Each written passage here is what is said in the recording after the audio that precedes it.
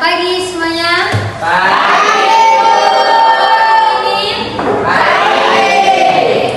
Sebelum kita memulai pelajaran kita pada pagi hari ini, yaitu kita membahas tentang hubungan awam dan hierarki sebagai partner kerja, saya minta satu orang pimpin kita untuk memulai pelajaran kita pada pagi hari ini.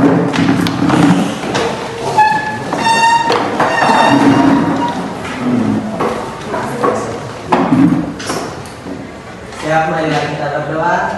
Dalam nama Bapa dan Roh Kudus. Bapa dalam surga, puji dan syukur kami aturkan kehadiran-Mu atas berkat dan perlindungan-Mu selama kegiatan kami. Sekarang kami akan memulai pembelajaran yang pertama kami.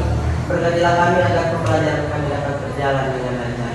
Akhirnya nama yang beruskan puji kini dan sepanjang segala masa. Amin. Dalam nama Bapa, Putra dan Roh Kudus. Amin. Terima kasih, selamat dulu. Sebelumnya tulis absennya ya. Afiani and Muslim, Afiana and Muslim, Arianti Putri Ayusita, Bella Mirna Boleh, Francisco Ferdian Kebahin, Gabriel Kiabahin, Gregorius Ageng Loli, Christian Fernando Ibuliman, Luis Gilbert Manuel Kelin, Magdalena Bengan Laga, Maria Bernardina Bartoleh, Maria Gladys Tika Barkala, Maria Vincentia Loka, Mariana Ranjani, Marcelos Thomas Geopari, Natalia Francisca Bahi, Nikolaus Subandrupa, Regina Novrianti, Salomon Tupenkian, Yohana Esegoro, Yohanes Gilomita. Sudah. Jadi anak-anak, hari ini kita akan membahas tentang hubungan awam dan hierarki sebagai partner kerja. Sebelum kita masuk ke topik yang inti, bagaimana sih hubungan awam dan hierarki sebagai partner kerja? Ibu akan memberikan tujuan dari pembelajaran kita ini. Jadi tujuan dari pembelajaran pada hari ini supaya kalian mampu memahami arti dan peran kaum awam dalam gereja dan arti kerasulan awam serta hubungan awam dan hierarki. Oke. Untuk mengawali pertemuan kita, Ibu akan membacakan sebuah cerita. Ceritanya itu tentang dua bersaudara. Simak ya dan dengarkan baik-baik karena sebentar Ibu akan memberikan pertanyaan. Dua bersaudara. Kata sahibul hikayat ada dua orang bersaudara yang hidup bahagia dan puas sampai kedua-duanya dipanggil Tuhan untuk menjadi muridnya. Yang lebih tua menanggapi panggilan menjadi imam dengan sukarela, meskipun ia harus meninggalkan orang tua serta gadis yang dicintainya dan diimpikan menjadi istrinya. Ia lalu pergi ke sebuah negeri yang jauh. Di sana, ia mencurahkan seluruh hidupnya untuk melayani orang-orang yang sangat miskin. Penganiayaan timbul di negeri itu. Ia ditangkap. Sudah bagi kalian dalam beberapa kelompok, yaitu nomor urut 1, nomor urut 2 dengan nomor urut 3. Masing-masing sudah menentukan siapa yang nomor urut 1, siapa yang nomor urut 2, siapa yang nomor urut 3. Tadi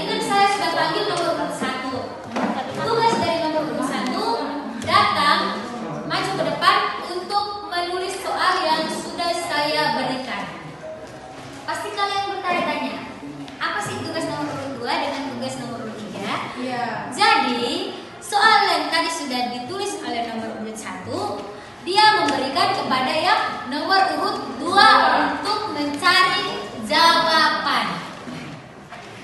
Selesai nomor urut 2 mencari jawaban, jawabannya diberikan kepada nomor urut 3 untuk mempresentasikan.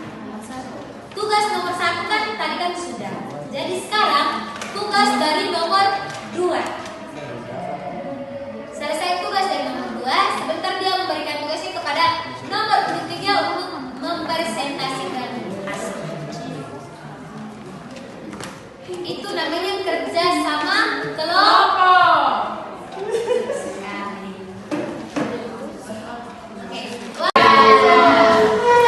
Nah, minggu depan kita akan melanjutkan dengan sifat-sifat gereja. Untuk menutup pertemuan, saya minta satu orang pimpin kita dalam. Jangan lupa tugasnya itu dikumpul ya. Silakan ya Ibu.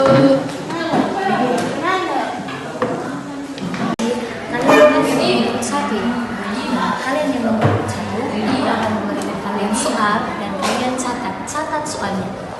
Pulang ke rumah kalian masing-masing, berikan soal ini kepada yang nomor 2. Dia sendiri yang menjawab. Dia sendiri yang menjawab pertanyaan yang saya berikan itu. Sudah paham tuh? Sudah. Selesai yang nomor urut 2 itu dia menjawab. Jawaban tadi berikan kepada yang nomor urut 3. Nanti sebentar terakhir saya akan panggil yang nomor urut 3 maju ke depan untuk memberikan presentasi jawaban dari kalian. Ya. Jadi kalian yang nomor urut 1 tulis kalian. Bagaimana hubungan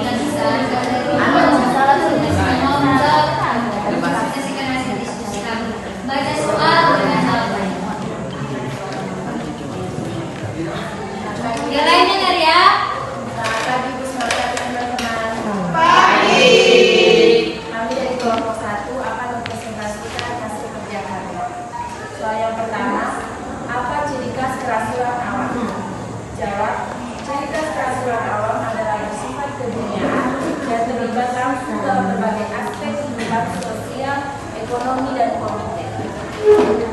Soal yang kedua, bagaimana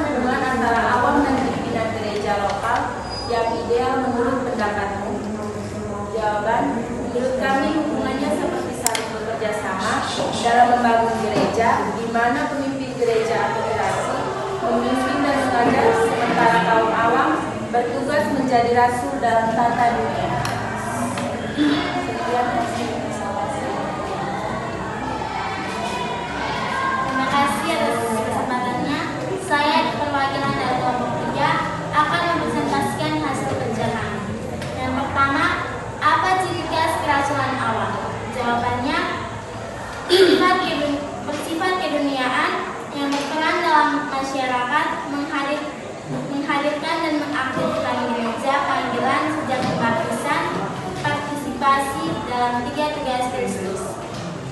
Nomor 2, bagaimana hubungan antara awam dan pimpinan gereja lokal yang ideal menurut pendapatmu? Jawabannya, menurut pendapat kami, Apa ciri khas kerasulan awam? Ciri khas kerasulan awam ada 2, yaitu ciri kerasulan dalam tata dunia atau eksternal dan ciri kerasulan dalam gereja atau internal. Yang kedua, bagaimana hubungan antara awam dan pemimpin gereja lokal yang ideal menurut pendapatmu? Menurut pendapat kami, hubungan antara awam dan gereja lokal adalah adanya kerjasama yang terjalin antara kaum awam dan pemimpin gereja, misalnya saling menghargai. Sekian dan terima kasih. Terima kasih atas kesempatan yang diberikan. Saya mewakili kelompok 3 ingin mempresentasikan hasil jawaban. 1. Apa ciri khas kerasulan awam? Jawaban, ciri khas kerasulan awam adalah ikut berpartisipasi dalam urusan-urusan duniawi seperti keluarga, pekerjaan, dan kehidupan sosial politik. Dengan membawa nilai-nilai Kristiani ke tengah masyarakat dengan menjadi iman, nabi, dan raja. 2. Bagaimana hubungan antara awam dan pimpinan gereja lokal yang ideal menurut pendapat? Hubungan antara awam dan pimpinan gereja lokal yang ideal menurut pendapat dari kelompok kami adalah 1. Para gereja bekerja sama dalam segala kegiatan gereja. 2. Saling mendukung, selalu mendukung dalam segala kegiatan dalam segala aspek. 3. Menghadirkan gereja di dunia dengan bekerja sama mewartakan kerajaan Allah. Sekian dari kelompok kami. Berikut dari kelompok 5 akan mempresentasikan hasil kerja kelompok kami. Yang pertama, apa ciri khas kerasulan awam? Dalam kerasulan tata dunia, kaum awam menghayati spiritualisme yang khas. Spiritualitas awam secara sederhana dapat diartikan sebagai cara seorang awam menghayati panggilan Allah, berpartisipasi dalam tugas-tugas duniawi, keluarga, dan sosial untuk mengarahkan tatanan tersebut sesuai dengan kehendak Allah. Nomor 2, bagaimana hubungan antara awam dan pimpinan gereja lokal yang ideal menurut pendapat ini? Menurut kelompok kami, hubungan antara awam dan pimpinan gereja lokal yang ideal adalah seperti hubungan antara bapak dan anak. Dalam penerapannya, pimpinan gereja sebagai pemimpin dan kaum awam sebagai anak yang aktif melayani dalam gereja. Sekian dari presentasi kami, atas perhatiannya. Terima kasih. Berikut dari kelompok 6, saya akan mewakili dari kelompok 6. 1. Apa ciri khas kerasulan awam? Ciri khas kerasulan awam ada 2. 1. Kerasulan awam dalam tata dunia adalah awam menguasai hal-hal duniawi atau sesuai dengan kehendak Allah. 2. Kerasulan dalam gereja ada 3 tugas. 1. Nabi, contohnya mengajar agama sebagai konteks dan guru agama. 2. Imaman, contoh pemimpin doa akan dalam kebutuhan umat. 3. Gerejawi, contohnya menjadi ketua seksi tersedia dengan atau wilayah. Pertanyaan 2.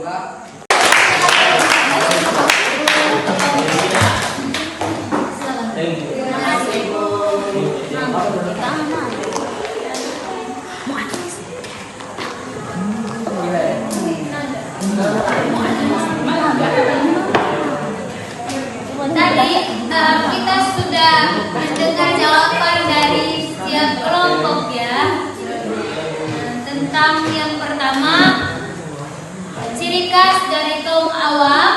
Kemudian yang kedua, bagaimana hubungan antara awam dan pimpinan gereja lokal yang ideal menurut pendapat. Sekarang kita akan membahasnya satu-satu. Hubungan awam dan hierarki sebagai partner kerja. Semuanya pandangan ke depan sini ya. Fokus. Hubungan awam dan hierarki sebagai partner kerja. Yang pertama kita membahas tentang awam dan kerasulan awam. Arti dan pengertian tentang awam. Apa itu awam? Yang kedua, peranan awam. Bagaimana sih peranan awam itu? Yang pertama, arti dan pengertian tentang awam.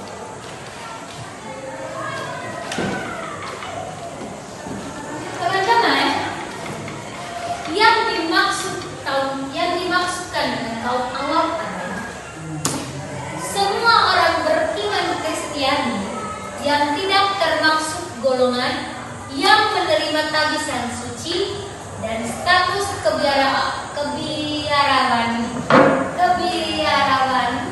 yang diakui dalam gereja. Saya mau tanya, menurut pendapat kalian, siapa saja yang menerima tabisan suci dalam gereja? Tangan. Cikgu. Paus, uskup, imam, diakon, biarawati. Betul kah? Betul kah? Tidak. Betul kah? Paus, imam, uskup, dan kalau kebiarawan atau biarawati itu mereka menerima 3 tahun, yaitu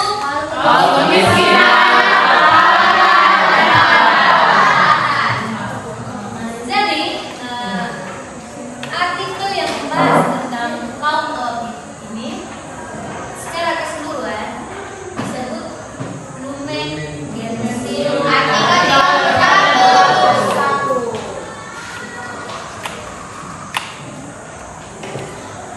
Teman-teman, dalam dokumentasi resmi gereja ada 2 macam definisi awam.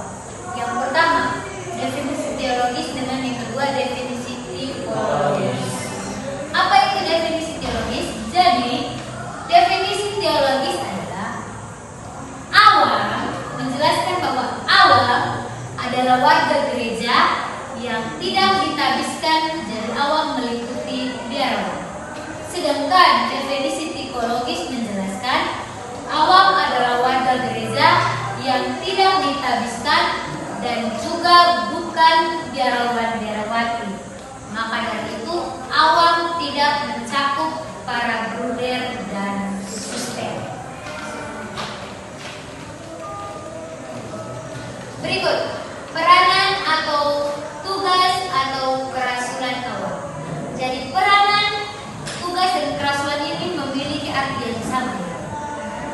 Ada 2 peranan atau tugas atau kerasulan awam dalam gereja. Yang pertama, kerasulan dalam tata dunia atau eksternal, dan yang kedua kerasulan dalam gereja atau internal. Tadi saya dengar ada yang menjawab, ciri khas kerasulan awam adalah kerasulan dalam tata dunia dengan kerasulan dalam gereja. Dari kelompok mana itu? Kelompok Yesuman dengan kelompoknya kerasulan dalam tata dunia eksternal dan kerasulan dalam gereja atau internal. Yang pertama kita akan bahas tentang kerasulan dalam tata dunia atau eksternal. Kerasulan dalam tata dunia atau eksternal ini awam bertugas mencari kerajaan Allah dengan mengusahakan hal-hal duniawi dan mengaturnya sesuai dengan kehendak Allah. Semuanya ini tertera dalam Lumen Gentium artikel 31. Itu kerasulan dalam tata dunia ya, atau eksternal. Menjelaskan awam bertugas mencari kerajaan Allah dengan mengusahakan hal-hal duniawi dan mengaturnya sesuai dengan kehendak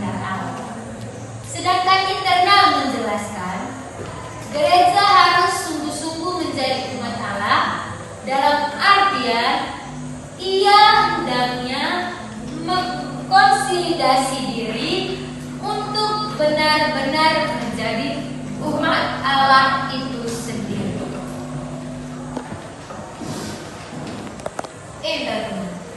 Ada 3 tugas awam dalam kerasulan. Ada 3 tugas awam dalam kerasulan. Dalam gereja, keterlibatan awam dalam tugas membangun gereja ini bukanlah karena menjadi perpanjang tangan dari hierarki atau ditugaskan hierarki, tetapi oleh pembaptisan. Minggu lalu kan kita sudah membahas juga, 2 minggu lalu kayaknya, atau 3 minggu lalu kita membahas tentang hierarki. Kalian masih ingat ya, apa itu hierarki? Yang tahu angkat tangan. Adalah gereja adalah umat Allah. Yang kedua, setiap komponen gereja memiliki fungsi yang jelas. Dan yang ketiga, kerjasama antara awam dan hierarki. Gereja adalah umat Allah. Konsili Vatikan kedua menegaskan bahwa semua anggota umat Allah, yaitu hierarki, Dewan-Dewan, dan kaum awam, memiliki martabat yang sama. Dari keyakinan ini dapat menjadi hubungan yang wajar antara semua komponen gereja. Semua komponen gereja ini meliputi hierarki, Dewan-Dewan,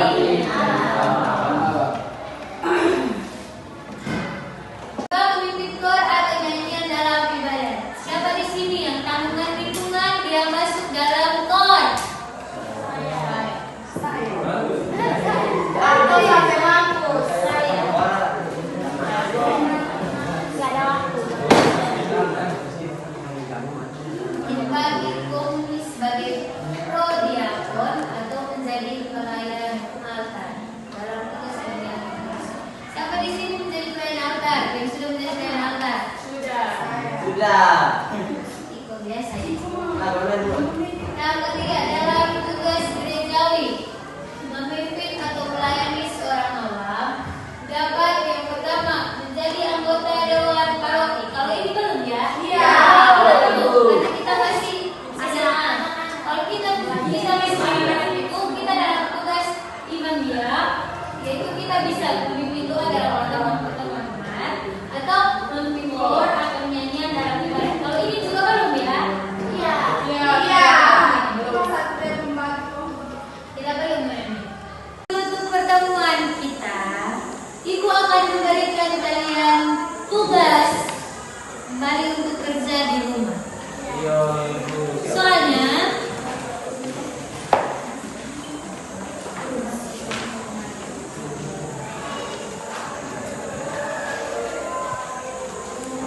kita kan sudah membahas tentang awam, terus hubungan awam dengan hierarki. Soalnya, apakah kelebihan positif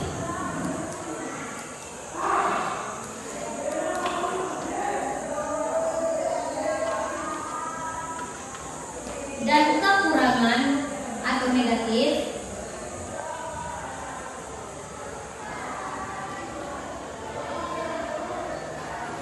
sudah dari para pemimpin awam Katolik di daerahmu? Siap, mulai kita berdoa dalam nama Bapa dan Putra dan Roh Kudus. Ya Tuhan, puji dan syukur kami aturkan kehadirat-Mu karena Engkau masih membimbing kami hingga jam pelajaran berikutnya. Sekarang kami mau melanjutkan jam pelajaran berikutnya. Kami mohon utuslah Roh Kudus-Mu ke dalam hati dan pikiran kami agar apa yang disampaikan oleh Bapak atau Ibu Guru dapat berguna bagi masa depan kami. Akhirnya nama kami puji kini dan sepadan segala masa. Amin. Dalam nama Bapa dan Putra dan Roh Kudus. Amin. Terima kasih. Sampai jumpa minggu depan. Jangan lupa dari